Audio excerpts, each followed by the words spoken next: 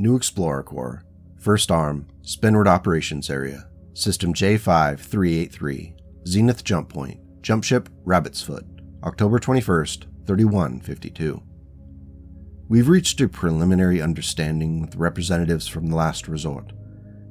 They wish to find common cause in hopes of smoothing over past misunderstandings. Captain Tanabe's words bounced around in Rin's head as she tried to sort through the diplomatic tone for the reality of the situation. They had been sitting there at this jump point for a week, recharging the ships while the Combine captain met with Guider Flores behind closed doors. It grated on Rin to be left out, though as she had thought about it, it made sense for the Last Resort to try to place that wedge between the DCMS force and the New Explorer Corps. Resolving not to play into it by being paranoid, Rin tried to focus on the other things, like the reports from the simulators which showed that Olivia, Tenica, and Max were meshing well and performing better and better in the simulations with the addition of the Axeman to the mix. Captain Tanabe continued, "We will be participating in a joint venture one system from here. The forces of the Last Resort have been plagued by a pirate organization that operates in the region, and they have intelligence that suggests a planet in the system is being used for resupplying their raids." Cal leaned over the railing behind the bridge's command chair and asked, "We should ask if this intel they're sharing is substantive. I wouldn't want to dance to their tune if they've set up an ambush for us." "After what we've been through here before, I think it's fair to be concerned," Rin replied as she paused the message. She tilted her head back to look up at Cal before stating, "Keep your eyes peeled, and whatever is asked of us, remember our priority is to our team and the mission. If Captain Tanabe ignores our advice and input, it should be at her peril and not ours." Cal nodded as he said, "Will do, Rin. It'll probably be fine, though. Who could stand up against the DCMS's finest?" Rin pondered the rhetorical question for a second before turning back and restarting the message. It concluded, "We will be requiring the NEC forces to land with us and act as a rear guard. Expect contact within the hour for specifics, but please prepare for the jump." A week later, all 4 jump ships made that 24 light-year leap into a system that the NEC team had not visited on the previous trip. Seeing the Last Resort's jump ship, which Rin had learned was named Skyfire, in amongst the fleet made her uncomfortable, but every indication showed that they were cooperating and acting on the up and up. Guider Flores had not responded to Rin's request for a direct line communication, but at least they seemed to be in talks with the DCMS captains. In such close proximity, Rin appreciated that Corporal Kirsch was mining all the data she could from their strange jump ship. While obviously not a warship based upon size and the fact that it looked like a cobbled-together mess made up from at least 4 different ship types, the Skyfire was still massive in comparison to the Rabbit's Foot's sleek and streamlined design. Standing behind the communication officer as she went through the data being pulled from the sensors, Rin could see Mary's face in the screen's reflection. The junior officer's look of excitement was endearing, so Rin had to ask, "So what do we know about their ship?" Eager to share, Mary practically blurted out the info. The ship showed elements of the Royal-class jump ship design, but with so many modifications that it was clearly now its own. She pointed out the 4 dropship docking clamps, though only 2 were in use at the moment, and also the ports where the anti-ship missiles must have originated in the failed attack on the Rabbit's Foot. "So we have ourselves a genuine close-up look at a periphery Jolly Roger?" Mary nodded excitedly. "Absolutely." Rin smiled and responded, "And you're mapping every square centimeter of it?" "Every visible nut and bolt, Captain," Mary responded. Rin put her hand on Corporal Kirsch's shoulder and said, "Keep up the great work." System J5383, Zenith Jump Point, Jump Ship Rabbit's Foot, October 22nd, 3152. Noelle ran through the pre-flight checklist she memorized by the time she was 5 cycles old. It was long before the first time she ever flew in an aerospace fighter, so even as a cadet, it was like second nature. Strapped into the Corax C, she counted down, took a deep breath, and spoke the command into the comlink with her computer to ramp up the aerospace fighter's engines and launch from the open bay in the side of the Rabbit's Foot. The act was silent in the airless void of the chamber, but within the cockpit, Noelle appreciated the deep vibration as many thousands of pounds of thrust spit the Corax out into open space. She banked hard, circling the jump ship and enjoying the feeling of being in flight once again. One of her cohort's trainers in the Sibco, a diminutive man by the name Tippin, like to say that flying is the only time a raven can experience pure joy. At the time it seemed like a worthless platitude, but now that she was on her own, Noelle began to understand what he meant. On the second loop around the jump ship, slowly expanding her radius and easing off the G-forces she was experiencing, the comm link went live and Washi's voice was heard clearly. Patrol was clear. Combined flight of 6 is constant with rotations every 2 hours. If they're talking, it's not on an open channel. "Af, I'm coming alongside on your 3, Noelle replied, though the two of them had been trading off flying patrol around the jump ship on a 3-hour schedule. Standard practice was for the rotating pilot to linger for a variable amount of time. A few minutes, up to 10 to 15 overlap, reduced the threat of attacks intending to capitalize upon the momentary lack of focus that can come with changeovers. Noelle flew up to the starboard side of Washi's Corax, and the two aerofighters gently continued to circle around the Rabbit's Foot. "What do you think of that big one?" Noelle asked. After a second, Washi's voice replied, "Do you remember that time we were tested using the drawing sticks and paper? They asked us to draw a spaceship to see if any of us had an aptitude for aerospace engineering." "I remember," Noelle responded as she pulled up a more zoomed-in shot of the Skyfire in her heads-up display.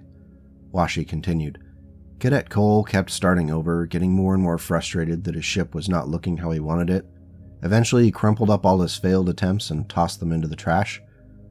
Noelle resisted a chuckle and asked, "Yeah, and?" Holding back his own laughter, Washi said, "That ship looks like they took all his crumpled up failed drawings and just made them all into a single jump ship." Both of the young pilots laughed together for a few moments before Noelle said, "You're going to have to remember that one for when you are the lore master." After another slow loop around the jump ship, Washi headed in to enjoy the remainder of his 3 hours off while Noelle settled in and started setting her patrol patterns around the ship. Most of them were right out of the textbook, intending to create the illusion of a continually changing flight pattern. New Explorer Corps, First Arm, Spinward Operations Area, System Nilam, Nadir Jump Point, Jump Ship Rabbit's Foot, October 21st, 3152. The 4 jump ships blinked into existence with silent determination. It was quite impressive to Rin as she watched the choreography play out in the holographic projection of the jump point. All 3 of the Kikumaru's Leopard CV dropships detached quickly, with 2 beginning to orbit the jump ship in their usual defensive dance, while the third started to burn toward what Guider Flores said was a planet called Nilam 3. The dropship that detached from the Skyfire looked like a modified Union class that had seen its best days several hundred years ago. The amateurish patchwork design on the hull suggested it was more repair than original. The Nereus Condor and Leopard MC dropships joined the fleet along with the Eulalia, which carried the NEC's Mechwarriors, Vasile, and Cal. Rin made the choice to stay behind as she felt as though there was unlikely to be any opportunity to seek a peaceful resolution to this pirate threat. With the Skyfire floating out there, Rin also didn't entirely trust that this wasn't a double cross, so she wanted to stay with the ship. Vasile had offered to stay behind as well, but after a pre-jump meeting just before the arrival in the system, Captain Sino graciously offered to send a squad of his troopers in their battle armor as insurance against any unauthorized boarding actions.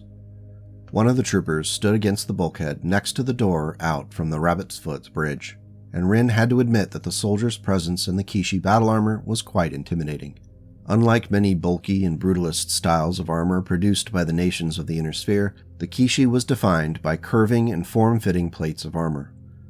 There hardly seemed to be a flat surface on it, beside the barrel of the heavy machine gun it carried in its right arm. This Kishi, along with the others in the squad, were painted in a deep blood red with a hint of purple in it, and across the chest a long swirling dragon curled from plate to plate. Finally, on the left side of the breastplate, the dragon's head gripped a mech in its clenched jaw. It was quite the sight after being around Vasile in his armor, which was Spartan in comparison, lacking any flashy paintwork. They weren't a talkative bunch, and Rin didn't even know this trooper's name. He just stood as a silent sentinel while the fleet of 5 dropships began their 7-day journey toward Nilam 3. Looking over at the holographic view, Rin asked Corporal Kirsch, "Is the jump ship network pulling data from the system as expected?" "Yes, Captain, and it's looking good. Nilam 3 is habitable as reported, but on the cooler end of the spectrum. Looks like the equatorial temperature has a mean of 9 Celsius, low moisture content in the atmosphere, roughly 20% water coverage around a Pangea-class continent." Miri said in response as she scanned the constantly incoming data stream. How about the atmosphere? Rin asked. After a few moments, Miri responded, breathable but thin. You wouldn't want to try to run a foot race out there. Let's hope it doesn't come to that. Do you have a good look at the LZ that the Skyfire provided? Rin fought the paranoia to try to keep the question light. Looks like solid, good ground. The base is located 5 kilometers away among some alpine rockery. At that altitude, the trees are sparse, giving way to snowy ridgelines and large boulders. It fits with the description shared with us, though we won't be able to spot any man-made installations until the dropships approach the planet, Miri said as she scanned through the long-range sensor data. Rin nodded, looking back toward the dropships as they slowly moved away from the jump ships. Keep up the great work. Let's give them the most complete picture possible of the situation when they land, she said as she wrapped her knuckles on the edge of the table to mimic Cal's habit. System, Nilam, Nilam 3, Northern Hemisphere LZ, Dropship Alelia, October 28th, 3152.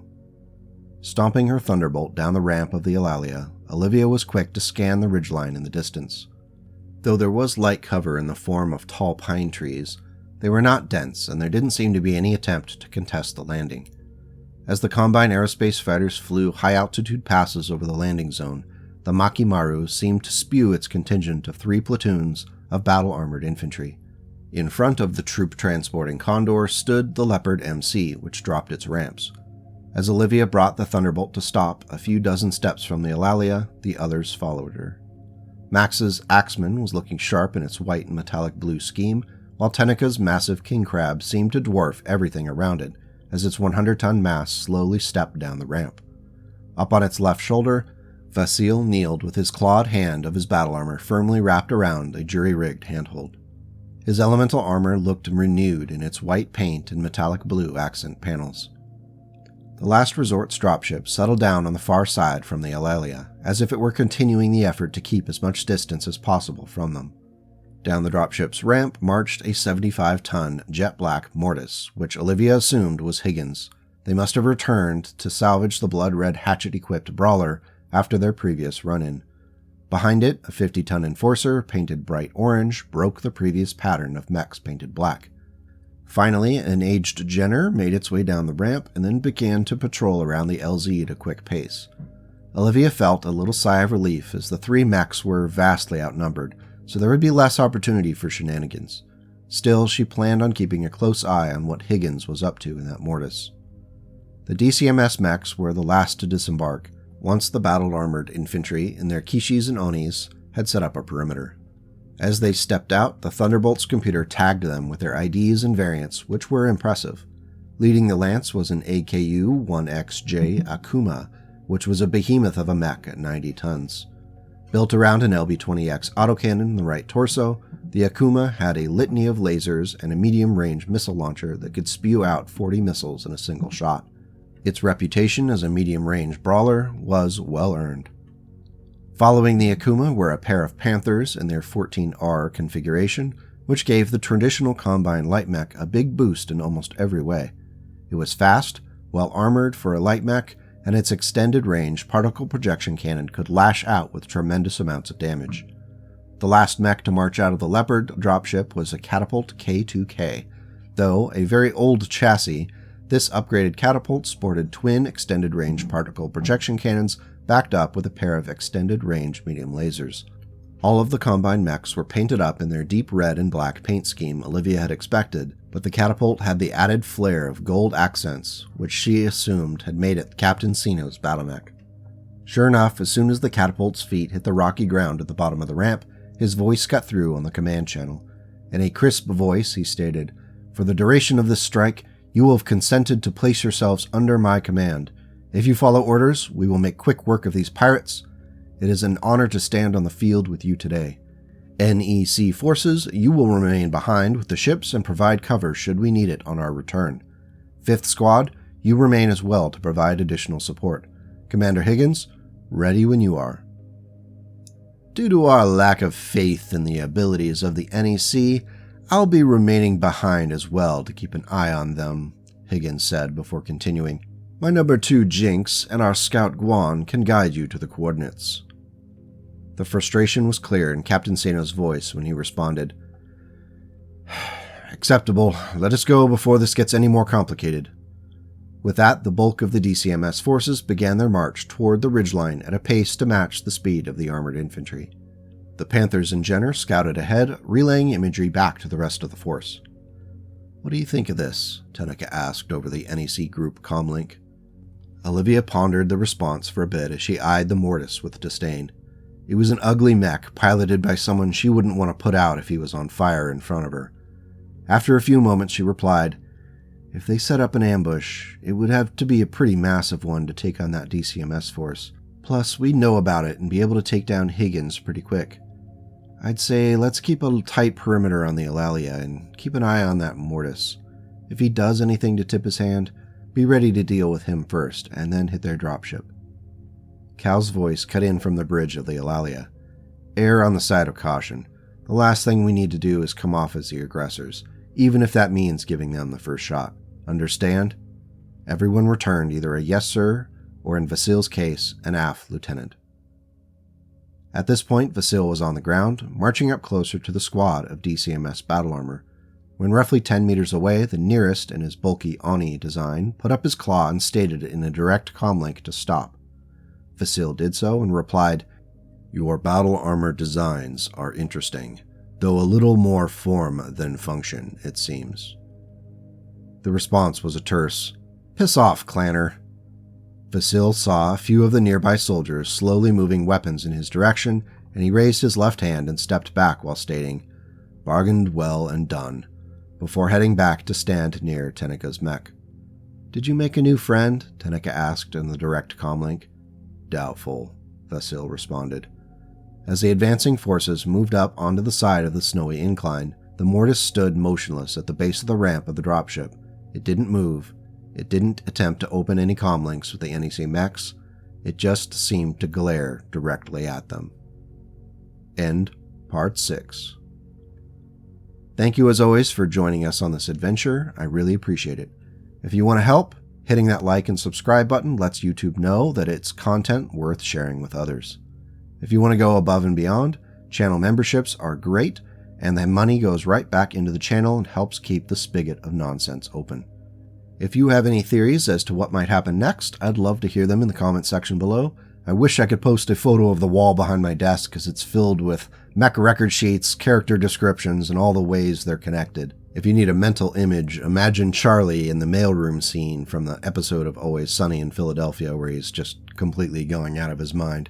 Until we meet again, take care and go make the world a slightly better place today and tomorrow.